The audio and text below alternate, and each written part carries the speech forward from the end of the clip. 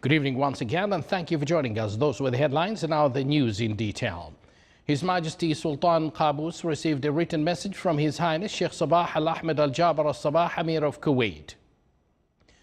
The message was handed over to His Highness Sayyid As'ad bin Tariq Al Saeed, Deputy Prime Minister for International Relations and Cooperation Affairs and Special Representative of His Majesty the Sultan, when he received His Excellency Sheikh Sabah Al Khalid Al Hamad Al Sabah, Deputy Prime Minister and Foreign Minister and Envoy of the Emir of State of Kuwait, who conveyed the greetings of the Emir of Kuwait and his best wishes of good health, happiness and long life to His Majesty the Sultan and the Omani people, further progress and prosperity. His Highness Sayyid As'ad requested the guest to convey greetings of His Majesty the Sultan and his best wishes to the Emir of Kuwait and the people of Kuwait, more development.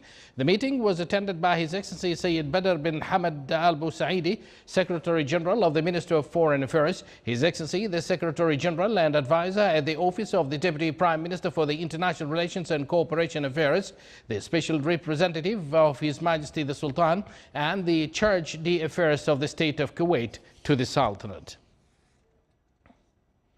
His Excellency Sheikh Sabah Al Khalid Al Hamad Al Sabah, Deputy Prime Minister and Foreign Minister and Envoy of the Emir of State of Kuwait, arrived this afternoon to the Sultanate. His Excellency Sheikh and his accompanying delegation was received by His Excellency Sayyid Badr bin Hamoud Al Busaidi, Secretary General of the Ministry of Foreign Affairs, His Excellency the Charge d'Affaires of the State of Kuwait to the Sultanate, and a number of Kuwaiti embassy in Muscat. His Excellency Sheikh is accompanied by His Excellency Sheikh Dr. Ahmed bin Nasser Al Muhammad Al Sabah, Assistant of Foreign Minister for the Deputy Prime Minister Office Affairs, Foreign Minister and a number of officials.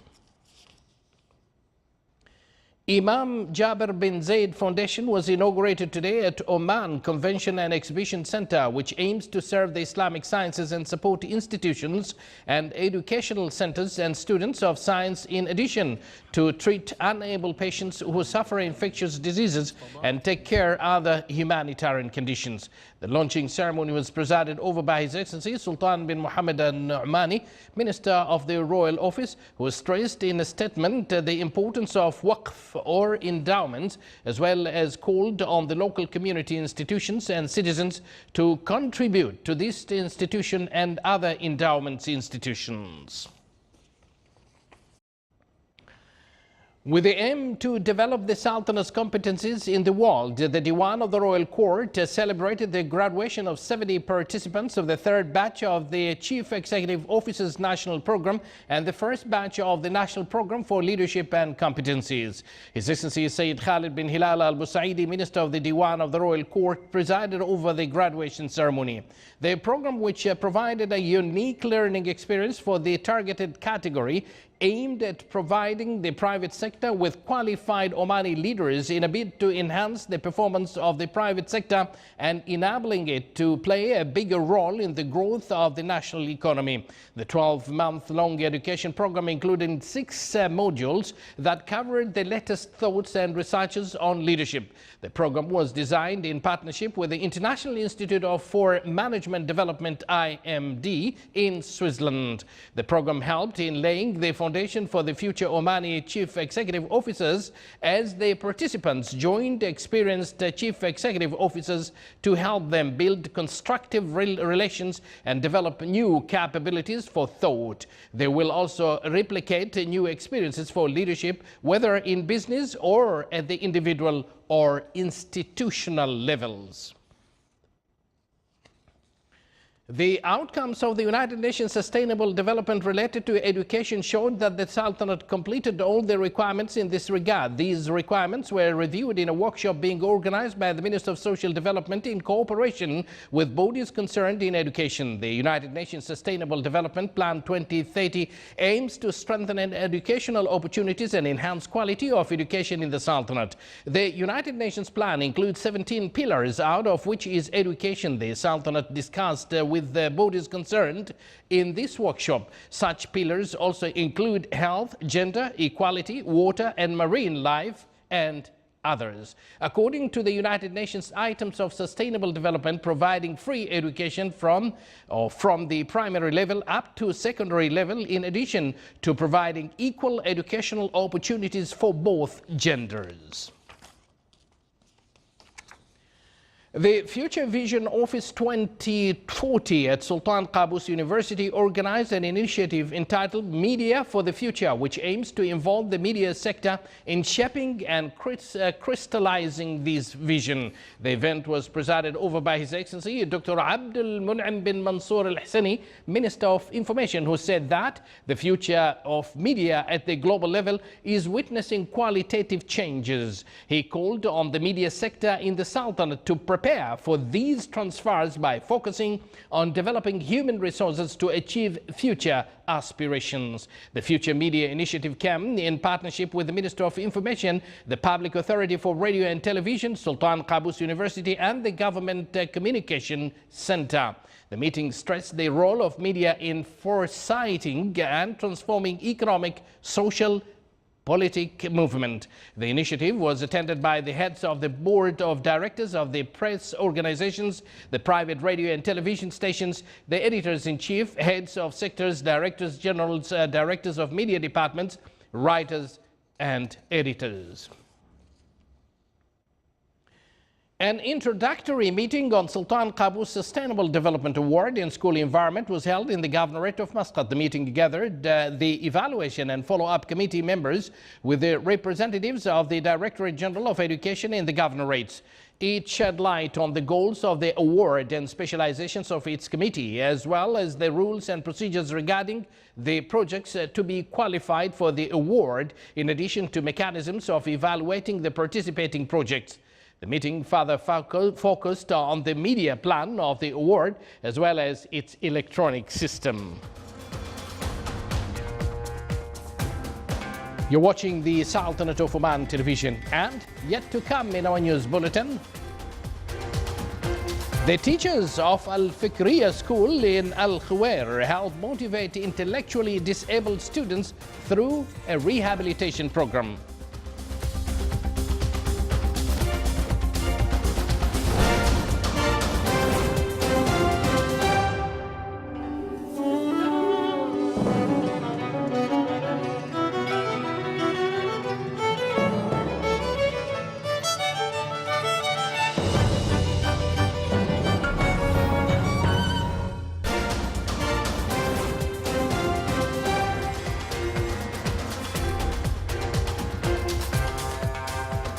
Welcome back to the news from the Sultanate of Oman television. Gaza's health ministry said that the number of Palestinians killed by Israeli army fire near the Gaza border has reached 37. This makes Monday the deadliest day in Gaza since the devastating cross-border war between the territories Hamas and Israel in 2014. The deaths brought to 79 the number of Palestinians killed by Israeli soldiers firing from across the border fence since mass border protest began in late March.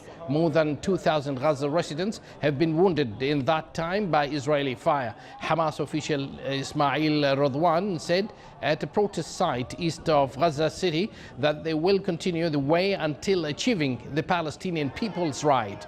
The Hamas-led marches fueled by growing despair in Gaza are aimed at breaking a decade-long blockade of the territory by Israel and Egypt. Monday's march also protests the inauguration of the U.S. Embassy in contested Jerusalem today.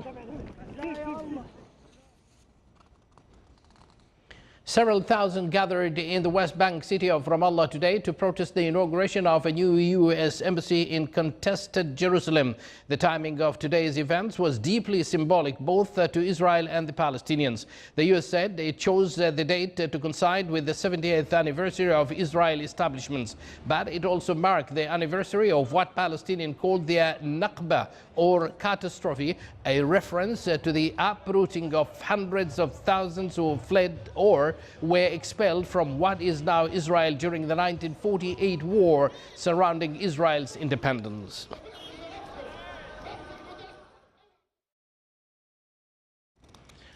Russia's Foreign Minister Sergei Lavrov met with his Iranian counterpart in Moscow today to discuss what can be done to preserve the Iran nuclear deal after U.S. President Donald Trump's decision to scrap the U.S. participation in the agreement. Russia is one of the 6 signatories to landmark Iran nuclear deal, which has been endorsed by the United Nations Security Council. Iran's Foreign Minister Javad Zarif said that the Joint Comprehensive Plan of Action signed in 2015 was based on the balance of obligations between the Iranian side and Europe, including the United States. Trump pulled the U.S. out of the 2015 accord, under which Iran would curb its nuclear program last Tuesday. Iran had said it may resume uranium enrichment at a higher rate if it finds that the nuclear deal will not work anymore after the U.S. withdrawal. Powerful wind and rainstorms swept across northern India, causing road accidents, demolishing houses, uprooting trees and killing at least 40 people. Most of the deaths occurred when winds and falling trees caused buildings to collapse, leaving people buried in the wreckage. In the town of Bareilly, an under-construction minaret of a mosque fell on a group of people taking shelter in the country yard of their home, killing 5 of them. Meteorological officials say winds reached up to 109 kilometers per hour. Trains and commuter rail lines were paused and dozens of flights were diverted from New Delhi's International Airport as the storm blew into the city.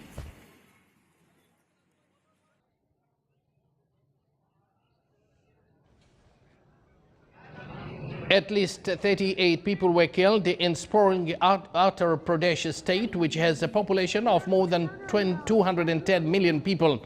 In the eastern Indian state of Bihar, strong winds caused railings along roads to cave in, leading to traffic wars.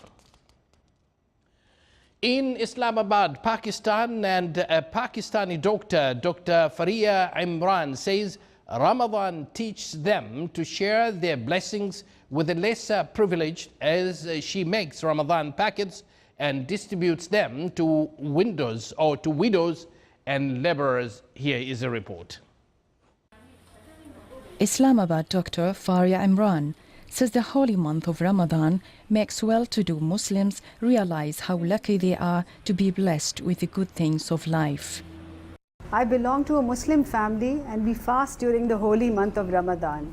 Ramadan, the 9th and the holiest month in the Islamic calendar, is expected to start in Pakistan on May 17 this year, subject to the sighting of the moon. I also know that unfortunately there are many people who cannot afford to have anything nice for iftari. Keeping this in mind, we prepare these Ramadan packages every year and distribute them among those who are less privileged than us. Ramadan is one of the 5 pillars of Islam and requires that individuals abstain from eating, drinking, smoking from dawn to sunset. At sunset, fasting Pakistani families, like Muslims all around the world, gather for iftar, the fast-breaking meal of the day. Imran, her husband and 4 children all fast during the holy month, and she says the enjoyment of having a lavish iftar makes all of them aware of those who cannot afford to have a hearty meal at the end of a long day of fasting. She says the month of fasting calls for Muslims to practice self-discipline and sacrifice, as well as reflect upon and show compassion for the less fortunate. Of course, we are grateful to Allah for all the blessings that He has given us. But we realize that true happiness comes from sharing these blessings with those who are less privileged than us. That is what Ramadan teaches us. That is what these packets mean to us. The satisfaction of knowing that someone else out there is also having something nice for iftar. Ramadan Kareem. This realization has resulted in making many Muslims in Pakistan resort to distributing Ramadan packets to fasting Muslims who are not so well off. The packets often contain juices, dates, sugar, tea, rice flour, oil, and ingredients for making tasty snacks for iftar. Charity is a very important part of Islam and is even more significant during Ramadan, when Muslims are reminded to be generous and to increase their charitable activities. Pakistan is a predominantly Muslim country where more than 90% of its 208 million people practice Islam.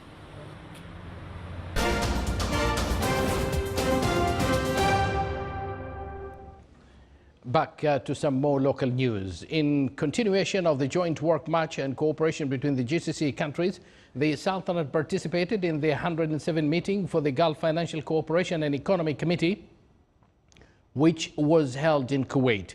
The participants discussed in the meeting topics related to joint Gulf economic work, such as unified customs law in the Council states, suggested amendments by Industrial Cooperation Committee on regulations of exemptions incomes of industry and taxation on iron imports. In addition, the minimum limit for fees on tobacco and its derivatives in unified customs tariff for GCC countries and completion study of selective taxes. The Sultanate delegation was chaired by His Excellency Darwish bin Ali Al Blushi, Minister responsible for Financial Affairs.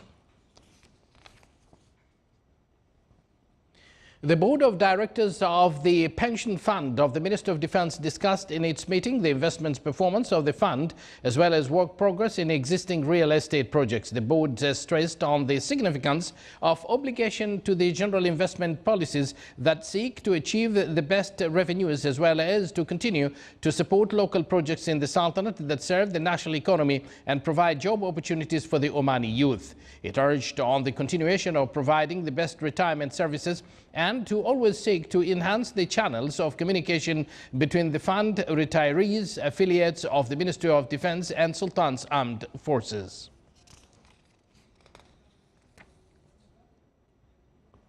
The Sultanate joins the world in celebrating International Museum Day, which falls on the 18th of May every year. This year's theme of the celebration is Museum and Cultural Landscapes. The idea behind the theme is to enhance museum as territorial centers involved in actively protecting the cultural landscape. Oman's museums are also part of the growing number of museums worldwide, which celebrate their role in enriching society and supporting intercultural dialogue across the world. Museums are an important means of cultural exchange, enrichment of cultures, and development of mutual understanding, cooperation, and peace among peoples. Participation in the International Museum Day is growing among museums all over the world. In 2017, more than 35,000 museums participated in the event in some 145 countries.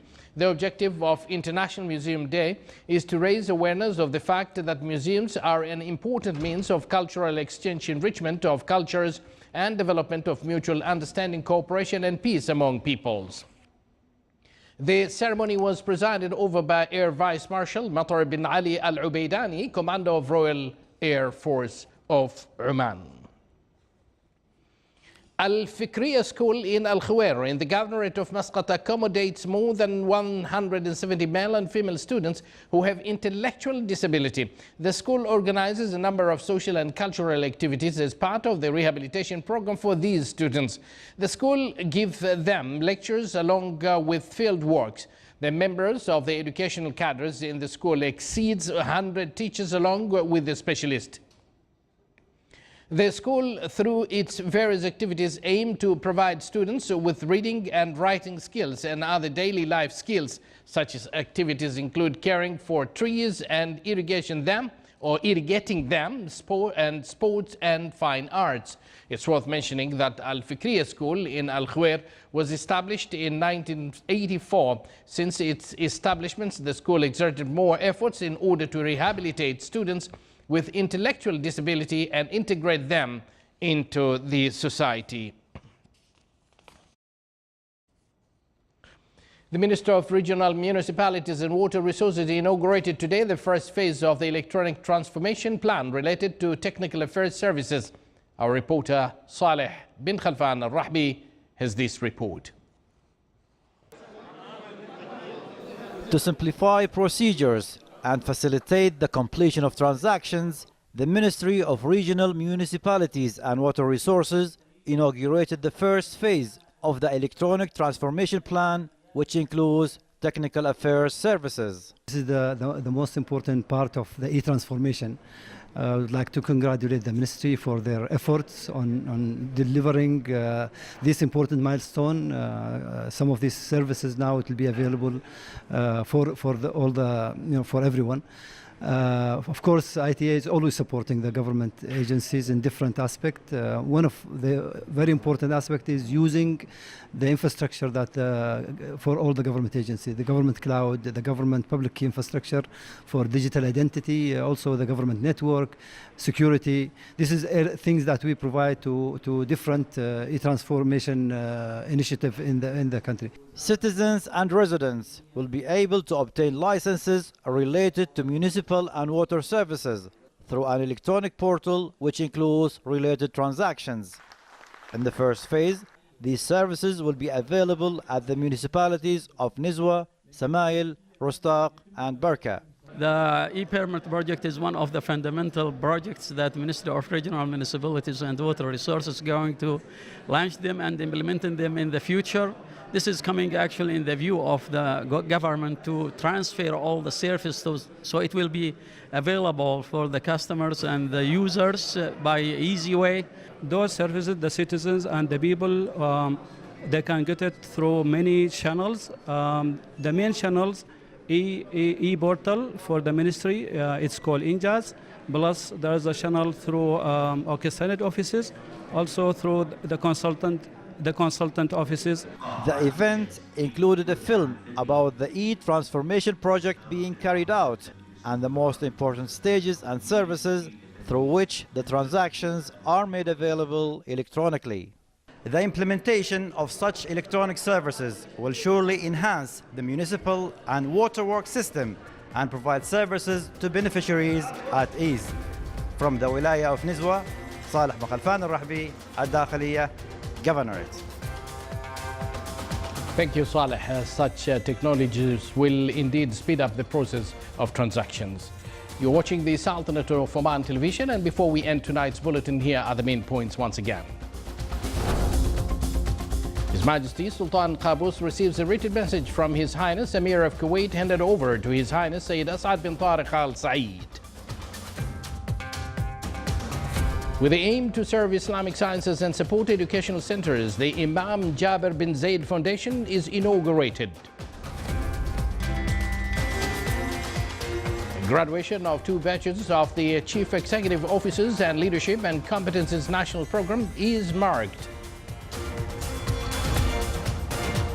And the Sultanate completes all requirements within the United Nations Sustainable Development Goals for education. And with that, we do conclude this news bulletin brought to you live from this news center of the Sultanate of Oman television. Thank you for joining us, and good night.